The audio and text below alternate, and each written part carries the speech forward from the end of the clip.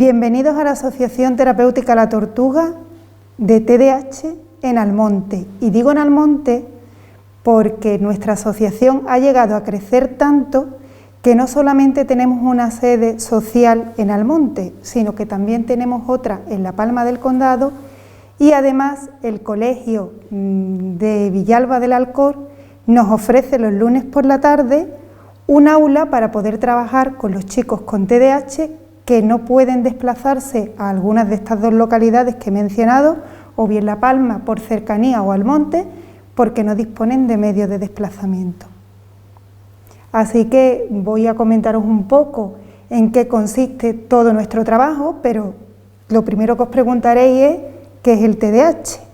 El TDAH son las siglas que definen un trastorno, de ahí la T, por déficit, la D, de atención, la A, por hiperactividad, la H.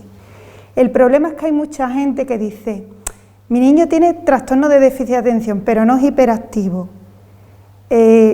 Sí lo es, lo único que ocurre es que el síntoma que predomina en ese momento es el déficit de atención, pero sí entraría dentro de las personas que podrían ser atendidas en nuestra asociación. Aquí no solamente son atendidos los niños, también son atendidos los adultos, los familiares y sobre todo se ayuda y se acompaña a los profesionales que trabajan con estos niños y en el caso de que trabajen en un entorno laboral, que ya la cosa se complica mucho más que a nivel escolar, pues ayudar y dar las pautas para que pueda tener una integración correcta. Entendido lo que es el TDAH, por ejemplo, claro, compártenos en sí cómo se crea esta asociación en Almonte y bajo qué necesidad. Ya que os he explicado y ahí he aclarado las siglas del TDAH, lo que significa, sería importante que supierais cómo se creó, en qué momento y por qué. Toda creación surge de una necesidad y la necesidad vino tanto por parte de los padres como mía como profesional que ayudé en aquel momento, estamos hablando del año 2007, a que naciera lo que era esta asociación. Evidentemente no teníamos esta fantástica sede y todo se hizo pues en el salón de una casa, concretamente en la mía. Y todo partió de que acompañé a unos padres a unas jornadas que hacía aire libre y los padres entendieron que no solamente eran los profesionales, los maestros los que tenían que conocer este tema, sino que ellos tenían que ser una parte muy activa en todo el proceso de acompañamiento a sus hijos. Entonces en el 2007 se firmaron las actas fundacionales y una vez aprobadas pues empezamos a rodar. Digo empezamos, aunque yo tengo que decir que yo no vuelvo a entrar de nuevo hasta el año 2009 porque esos padres entraron dentro de la asociación La Canariega. En aquel momento el ayuntamiento les ofreció esa opción y ellos entraron. El tema está en que se veía una población muy distinta, ellos no se sentían identificados con la multitud de problemas que allí se atendían y algunos padres empezaron a ver que tenían dificultades en sus hijos para entrar allí porque ellos no tenían una sintomatología que fuera evidente en la cara o no tenían un trastorno del movimiento como tienen algunos. Ellos veían que no tenían una discapacidad física, evidentemente es que no la tienen. Pueden llegar a tener una discapacidad social. Y digo social porque en aquel entonces el TDAH se reconocía como discapacidad. Después han cambiado las normativas y esa parte de discapacidad psíquica ha desaparecido, pero estamos luchando para que se considere una discapacidad social por las dificultades que ellos tienen en las relaciones con los demás, en el entorno, como he dicho, laboral, en las relaciones con sus profesores, con sus compañeros. Son personas que si no actuamos rápidamente con ellas pueden llegar al aislamiento o a juntarse con grupos de marginalidad. Entonces en el 2009 empezamos a andar, ya no éramos los 5 padres que fundaron, había 9 padres y del 2009 para acá hemos crecido tanto que vimos la necesidad de convertirnos en centro NICA. ¿Qué es el Centro NICA?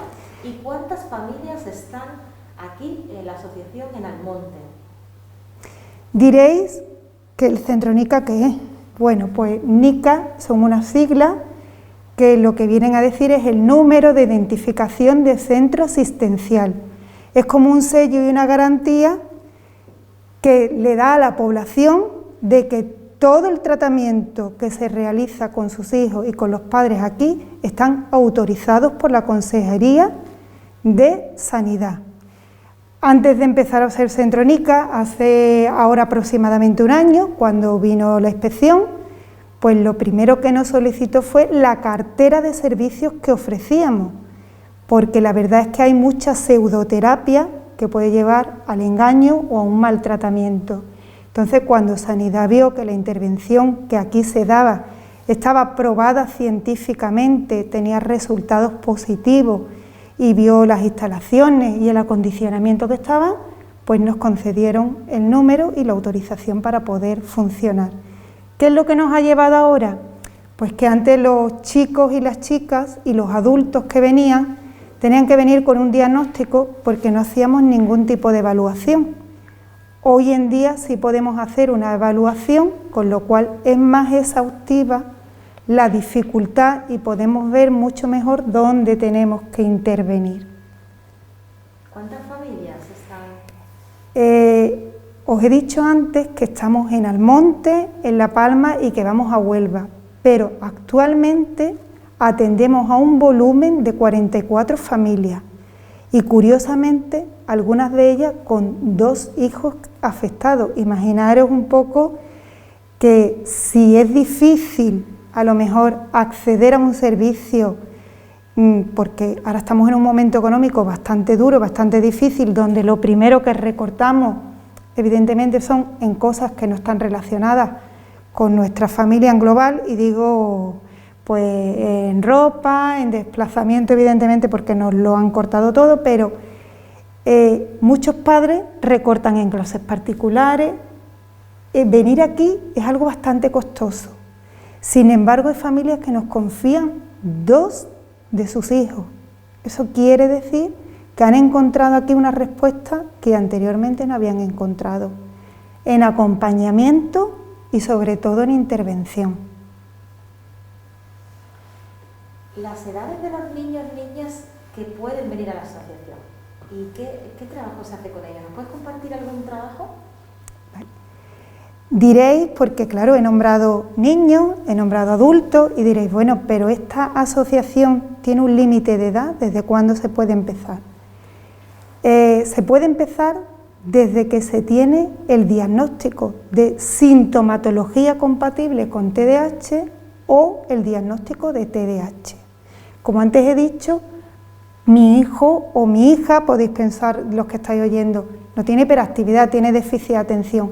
Volvemos a lo mismo, es el síntoma que tenemos que trabajar aquí. Eso es sintomatología, ¿de acuerdo? Entonces tenemos niños desde los 6 años de edad y tenemos chicos de 23 y 24 años. Algún que otro adulto que va y que viene, porque los adultos son más complejos, el entorno laboral no les permite a lo mejor asistir con la regularidad que tendría, pero en realidad no hay límite. De los adultos que estoy hablando, uno tiene 38 años y otro tiene 43. Límites no hay, es cuando te des cuenta que tienes una dificultad que te impide hacer el día a día como hacen las personas del entorno y te das cuenta que necesitas ayuda. Pues evidentemente aquí estamos para ayudaros en todo lo que necesitéis y evidentemente para acompañaros en ese proceso tan difícil muchas veces de encontrar el qué tengo, por qué me ocurre y qué tendría que hacer. María Carmen, ¿nos puedes compartir algún proyecto, alguna de las actividades que se hace de forma presencial? Las actividades que hacemos aquí en nuestro centro son fundamentalmente, me gustaría hablar antes de la pandemia, porque la verdad es que la pandemia nos ha cambiado la vida a todos y a nosotros también. Sería inútil decir que no. Nosotros antes de la pandemia pues teníamos actividades no solo con el chico o con el adulto afectado, con estos chicos y con estos adultos afectados hacemos una terapia individual, cada uno con la afectación que tuvieran. Evidentemente no es lo mismo una persona que tiene dificultades del aprendizaje como otra que tiene una sintomatología ansiosa y depresiva. Porque os voy a comentar una cosa, el problema en sí no es tanto el trastorno, sino es todos los síntomas que empiezan a aparecer derivados de no haber sido trabajado a tiempo. Yo les digo a los padres, cuando venimos a la escuela de padres, que es otra de las actividades que hacemos, que el TDAH es como un semáforo en ámbar en el desarrollo, que lo que te advierte es de que el funcionamiento neurológico de vuestro hijo o de vuestra hija no va bien. Y que si no hacemos una intervención y ponemos una guía, y ahí le hago yo el ejemplo del arbolito, no ponemos esa guía, cuando llega la adolescencia, eso echa una rama que puede ser externa, con problemas de conducta, o interna, que es la ansiedad y la depresión, que muchas veces no se ve y que llega a ser mucho más dañina para la persona que la parte externa. Entonces, de ahí viene el semáforo en ámbar. Y os he explicado lo de la escuela de padres porque es muy importante.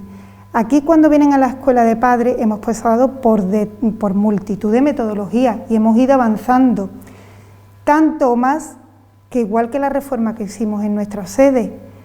Al principio, en el año 2009, las escuelas de padres evidentemente eran unidireccionales, donde yo decía lo que había y los padres escuchaban. Pero eso es como abrir un libro y leértelo, o descargarte un vídeo de YouTube, eso lo podemos hacer cualquiera. Con ello ahora hacemos otro tipo de metodología, o hacíamos otro tipo de metodología. Fijaros, mira, os voy a enseñar.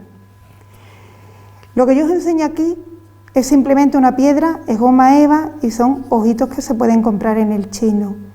La utilidad está cuando tú le pones a un grupo de padres un montón de chinos, que son fríos, que son duros, que no son atractivos, que nos lo encontramos por la calle y muchos de ellos le dan una patada. Cuando tú le dices, quiero que me crees algo, lo que tú quieras, y empiezan, no lo sé, pues tendrás que elaborar un proyecto, pero un proyecto sí. Y a medida que tú les vas dando las pautas, ellos van diciendo, pero un proyecto ¿por qué? Porque antes de hacer una actividad la tenemos que organizar, la tenemos que planificar. A medida que se van enfrentando a la actividad, se van dando cuenta que sus hijos tienen problemas en la organización y en la planificación, que a lo mejor empiezo con una finalidad y después termino con otra, que a lo mejor yo no voy al ritmo que va mi compañero que ha hecho esta tortuga, mucho más bonita que la mía, y me planteo por qué mi compañero va más rápido, por qué esta madre tiene más destreza que tengo yo. Entonces aparece la frustración y te verbaliza, es que yo no sé. Eso es lo que dice tu hijo cuando se enfrenta a la tarea. Un día pusimos a una madre, porque esto lo ha hecho una madre, en la que la actividad era que ella tenía que transmitirle de manera dirigida qué es lo que tenía que hacer. Si la frustración del resto de los padres era grande elaborando el material, ya no os podéis ni imaginar la de la madre dando la explicación.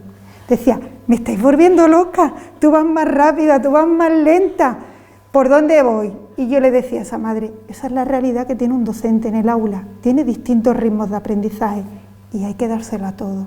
Entonces es una escuela de padres vivencial. ¿Qué estamos haciendo ahora con los padres? Un acompañamiento a través de videollamadas, porque hemos querido que esto sea un espacio tan seguro contra el COVID, que lo único que entran aquí son los niños.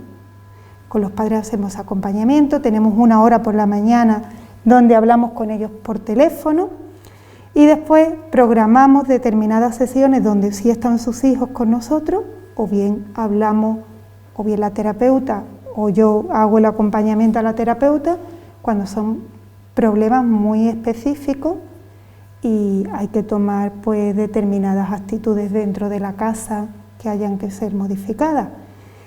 Las habilidades sociales es la parte donde ellos más disfrutan, porque muchos de ellos tienen dificultades para tener un grupo de amigos. Todavía recuerdo una madre que decía, ojalá se cree un grupito de compañeros entre ellos para invitarlos, porque es que mi hijo no tiene amigos.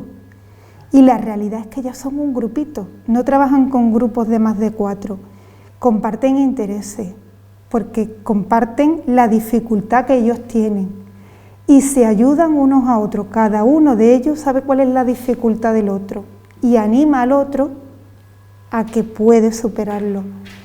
Hacemos el juego de los 20 aros con idea de que ellos adquieran la atención y el movimiento dentro del espacio, las órdenes orales, la discriminación, las posiciones, porque para que una persona pueda desarrollarse, lo primero, una de las cosas más importantes que hay que desarrollar es la motricidad y el movimiento.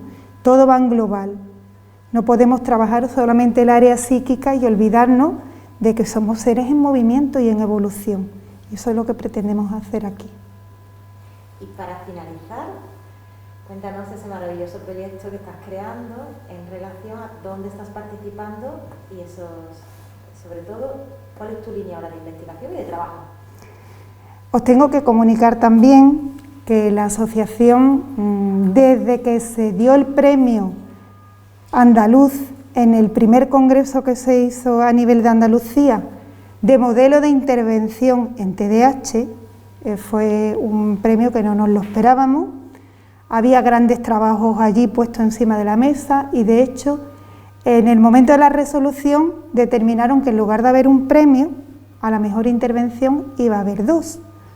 Uno fue un premio de investigación y el nuestro fue al modelo de trabajo que realizamos como asociación.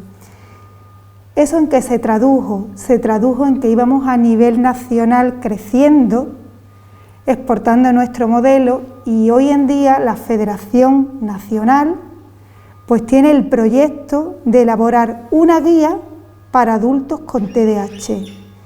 Entonces, dentro de las personas más reconocidas dentro de la Federación por su trayectoria profesional y académica, hicieron un cribado y me tocó a mí. Entonces, un sábado al mes me reúno con mis amigos del País Vasco, digo del País Vasco porque todos los grandes pensadores y todas las grandes mentes, desgraciadamente, y tengo que decir desgraciadamente, yo quiero enseñarles a ellos que aquí en Andalucía también hay mucho potencial. Pero fijaros, tengo mucha gente en el norte y solamente estamos 2 andaluzas. Entonces, aquí en Andalucía se hacen cosas muy buenas y en Almonte también. Eso puede ser la mayor proyección ahora mismo que podamos tener, que nuestro nombre de la asociación aparezca rotulado en una guía nacional. Fijaros hasta dónde llegamos. Hemos podido sobrepasar los límites de estas paredes, de esta localidad, de esta autonomía y llegar a nivel nacional. Así que os invito cuando queráis y la pandemia nos permite a conocerlo, porque todos diréis, oye, ¿por qué se llama la tortuga? Yo tengo aquí una tortuga para que lo entendáis. Fijaros, cuando hubo que ponerle el nombre en el año 2007, querían ponerle nombre a Asociación de Padres de Niños, y yo decía, fijaros, si ponemos un nombre muy largo nadie se va a acordar. Si cogemos algo que simplemente viéndolo nos identifique, lo van a entender mejor. ¿Por qué se eligió la tortuga? La tortuga, si tú le das a elegir a un niño qué animal de compañía quiere, lo primero que te va a responder es un gato o un perro. Es un ser vivo, en movimiento, que interactúa, que te comunica, que te motiva a dar sentimiento. Un pez puede, si tu padre y tu madre no quieren que ensucie mucho, pero una tortuga, visualmente, ese caparazón tan rugoso, esas uñas, esas garras, no te invitan a tenerla. Pues el TDAH es el amigo que a ti no te gustaría tener, porque ni el amigo, ni el alumno, ni el hijo que a ti te gustaría tener, porque hay cosas más bonitas alrededor. Pero al igual que la tortuga se vuelve y se esconde cuando el entorno es hostil, nuestros chicos con TDAH también se esconden y la única parte que se ve de ellos es la parte negativa, la parte del que no pueden, teniendo talentos y teniendo muchas cosas que tienen que mostrar. Aquí lo que se les muestra también con el reflejo de la tortuga es que vamos a ir lento, pero vamos a ir seguros. Lo importante no es llegar el primero, lo importante es llegar. y por eso se decidió el nombre de la tortuga.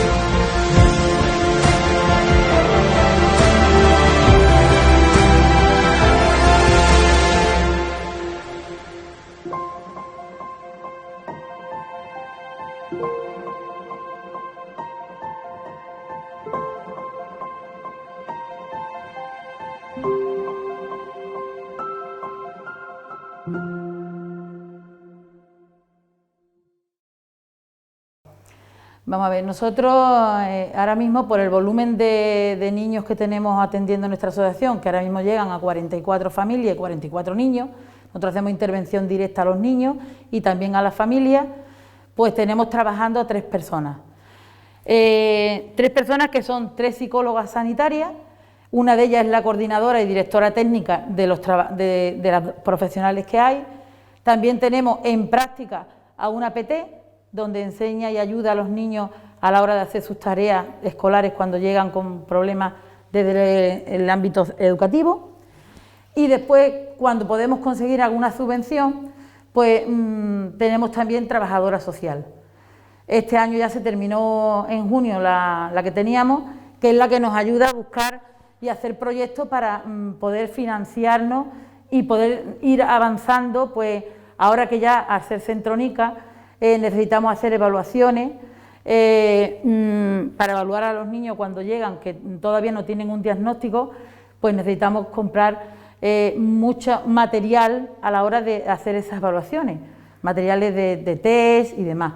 Entonces necesitamos hacer proyectos para que ellos puedan cada vez ir avanzando más y podamos tener más, porque claro, si se saliera del coste de los padres, es un coste muy elevado el tener que tener los niños aquí, como para también sufragar los gastos que origina a la hora de hacer los diagnósticos, la evaluación de los niños. ¿Cómo puede llegar la gente a la asociación? ¿Estáis visibles? ¿Tenéis redes? ¿Cómo puede...? Vamos a ver, nosotros tenemos, a través del Facebook, tenemos Facebook. Después también tenemos, a través del ayuntamiento, los asuntos sociales, también tienen información de la asociación. Tanto a nivel de Almonte como también en La Palma del Condado. También nos llegan niños a través de salud mental. ¿Por qué? Porque nuestros niños tienen que pasar por salud mental. Entonces, en salud mental ya nos conocen. Hay niños que tienen dificultades mayores y esos niños también han pasado por el centro de discapacidad, el centro de valoración de discapacidad. También desde allí nos envían niños. Y hoy en día, gracias a que estamos siendo más reconocidos a nivel sanitario, a otros ámbitos, pues entonces nos llegan también niños desde los centros educativos. Hay orientadores que se dan cuenta que los niños tienen unas dificultades y nos llaman, nos preguntan, quieren saber cuáles son las dificultades y de qué manera pueden acceder a nosotros. Y muchos llegan también pues de la mano de los directores de los centros educativos o de los orientadores. ¿Cuáles son las primeras impresiones que tiene un papá o una mamá cuando llega aquí? Es decir, ¿cómo se le traslada a todos los profesionales que están aquí, cómo se traslada qué necesidades tiene su hijo, qué problema detectan un papá o una mamá cuando acude por primera vez? Vamos a ver, yo soy, como he dicho antes la presidenta, yo soy quien recibe a las familias por primera vez. Cuando llaman al teléfono de la asociación, yo soy quien contesto.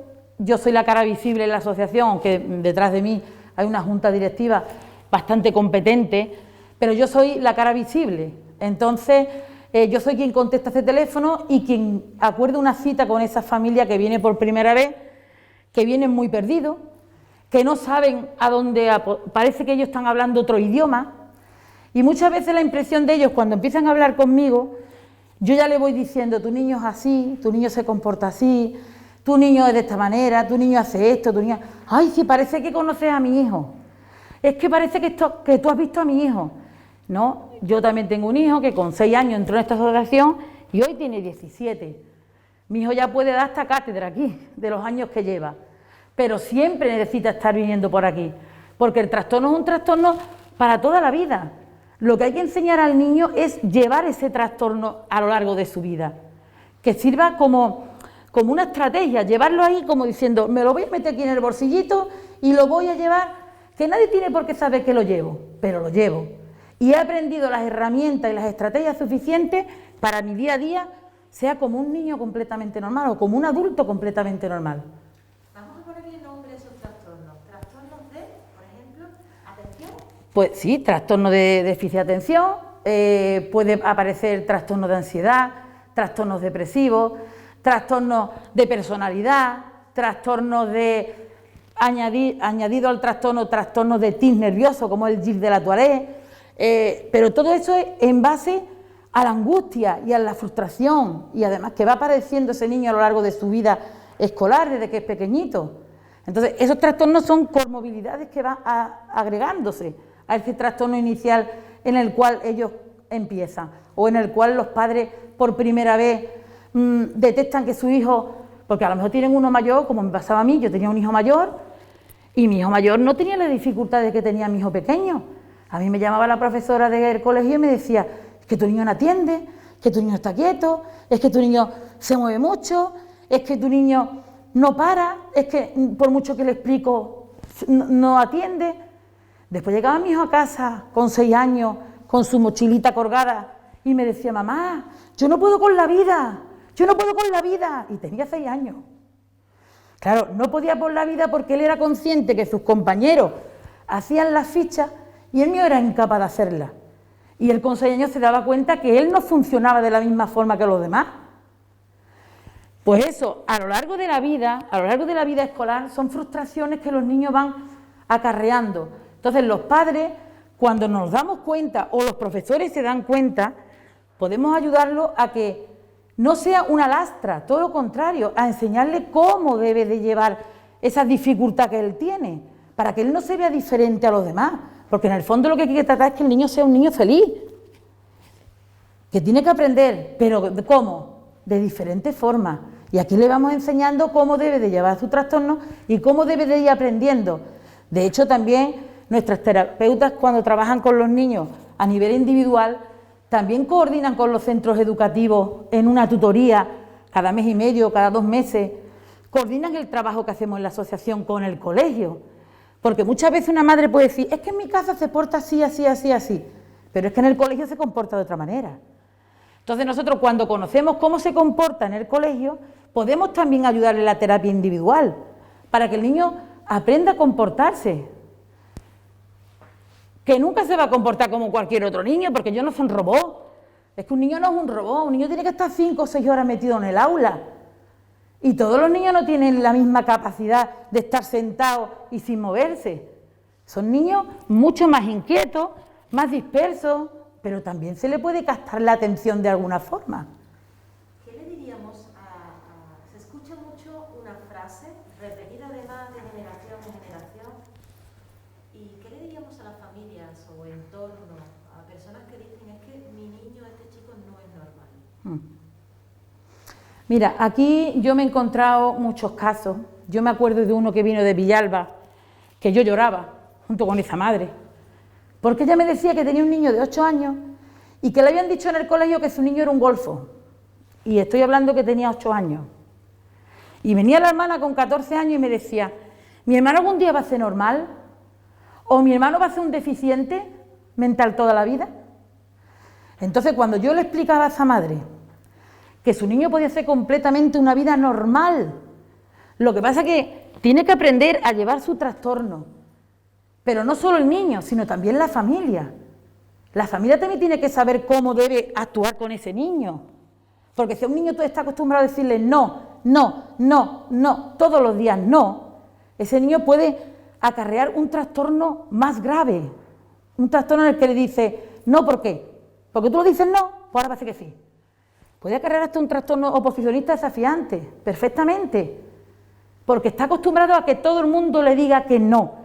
Nadie, y además los padres, caemos en el error de no felicitar a nuestros hijos cuando sacan un 5.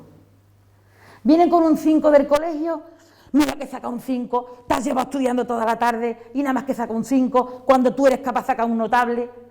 Ese niño termina destrozado. ¿Pero destrozado por qué?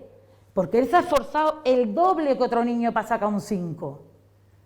Y ahí he caído yo en el error y muchísimos padres que llegan por aquí, porque entendemos que todo tiene una nota en esta vida y que todo tiene que ser un notable o un sobresaliente. Si no, el niño no es un buen niño. Si no, el niño no. Cuando estos niños coinciden en que tienen un corazón muy noble, son niños muy extremadamente cariñosos, muy nobles, muy empáticos y no tienen maldad ninguna. Todo lo contrario, no tienen picardía. Son niños que se dejan guiar por cualquiera. Y aquí es donde le damos las herramientas para que ellos sepan defenderse en la calle. Habilidades sociales, habilidades emocionales, ¿no? Así es. Y ahora, para terminar, vamos a irnos al otro extremo, a las familias que llevan muchos años, a los niños, niñas, papás que ya tienen esas habilidades. ¿Cómo le cambia la vida a las familias que ya han pasado por aquí? ¿Cómo es su vida? Si es más plena, más feliz, si hay mucha más comunicación. ¿Algún aspecto que se repita cuando ya vienen a la Asociación La Tortuga todas las semanas? Vale. Bueno, pues como ya os he dicho, yo empecé aquí con mi hijo con 6 años. Cuando tú vienes aquí la primera vez, cualquier padre que viene ve esto como un túnel muy largo, muy largo, muy largo, y tú dices, esto no va a tener nunca fin. Yo nunca voy a ver la luz al final del camino, nunca lo voy a ver. Entonces, cuando tú vas viendo que tu hijo acude a terapia, acude a habilidades, nosotros como padres acudimos a las escuelas de padres, y todo se está llevando en un círculo bien centrado, esos niños aprenden, esos niños van saliendo adelante, esos niños son capaces de terminar sus estudios, eso, bachillerato, van a la universidad y tú dices, madre, mío, la universidad. Yo aquí tenía 2 niñas gemelas que venían de Villarrasa y las 2 terminaron estudiando en la Universidad de Córdoba. Y esa madre pasó muchísimo, muchísimo, hasta vendía aceituna por la calle para poder pagar la asociación. Porque claro, no todo en esta vida, a nivel autonómico, a nivel nacional, no todos los niños tenían derecho a becas. Entonces estos niños se encuentran que económicamente sus padres no lo podían mantener en la asociación. Y los padres buscaban los recursos, aparte de la asociación, lo buscaban ellos también familiarmente. Y yo veo a niños que están estudiando y tú dices, bueno, ¿por qué no van a estudiar? Si la capacidad que ellos tienen no se mide en su comportamiento, la capacidad que ellos tienen no se mide en su comportamiento. Ellos pueden tener un coeficiente intelectual muy bueno y muy alto. El trastorno dificulta que él desarrolle ese coeficiente intelectual que tiene. Entonces ellos pueden llegar a hacer su carrera. Y yo he visto niños aquí que están estudiando y niños que hoy en día tienen su trabajo. Eso lo he visto yo aquí desde el principio, de 8 o 9 añitos, y ya tienen 20, 22 años, 18, 20 años, y están trabajando, montan su negocio, empiezan a trabajar. Y esos padres, tú dices, madre Juana Mari, cuando yo entré aquí la primera vez, con todos los miedos, con todas las dificultades, yo pensaba que mi hijo iba a ser el despojo de la sociedad, porque veía muchos niños por ahí que están ya metidos en otros ambientes en los cuales no son los recomendables para nuestros niños. Y nuestros niños terminan sus estudios, en el fondo para mí, son felices. ¿Qué es lo que nos debe de importar a un padre? Que nuestros hijos sean felices y que el niño cumpla su deseo, no el deseo de los padres, que ellos cumplan a lo que a ellos les gusta, lo que les gusta hacer, porque un niño TDAH, cuando su creatividad y su actividad la enfoca a lo que le gusta, esos niños son excepcionales y se demuestra día a día. Tenemos grandes personalidades como Rojas Marcos, psiquiatra, y fue un TDAH en su infancia. Pablo Moto, el del hormiguero, es un niño TDAH de toda la vida. Dani Martín, el cantante, TDAH, hasta que no cogió una guitarra y vio que era bueno para cantar, ahí lo tiene. Se ha desarrollado su vida plenamente sin tener que sacar una carrera, a lo mejor cantante, o incluso una carrera, como hizo Rojas Marcos. Entonces, hay que fomentar la creatividad de nuestros hijos y como padres tenemos esa responsabilidad. Que sí, que cuando te dicen vas a tener un niño, tú piensas que vas a la playa. Todo es muy bonito, estás embarazada, va a salir todo color de rosa, tú estás preparando la sombrilla, el bañador, el flotador, la mesita, la silla, y tú vas para la playa. Pero cuando vas a dar a luz, o cuando nace esa criatura, te dicen no, con lo que usted trae, vaya a la montaña. Y en la montaña te encuentras todo hostil, frío, mal terreno, no llevas ropa preparada, no llevas nada, nada llevas preparado para entonces. Te quedan 2 cosas, o hundirte y decir no puedo con la vida, no puedo seguir para adelante, o poner los medios y sacar ese hijo adelante. Y para eso es muy fundamental que el padre y la madre sean una sola piña. Ese niño seguirá adelante si tiene al padre y a la madre apoyando y unidos y implicándose en el trastorno de su hijo. Eso es la felicidad de un niño, sobre todo un niño con TDAH.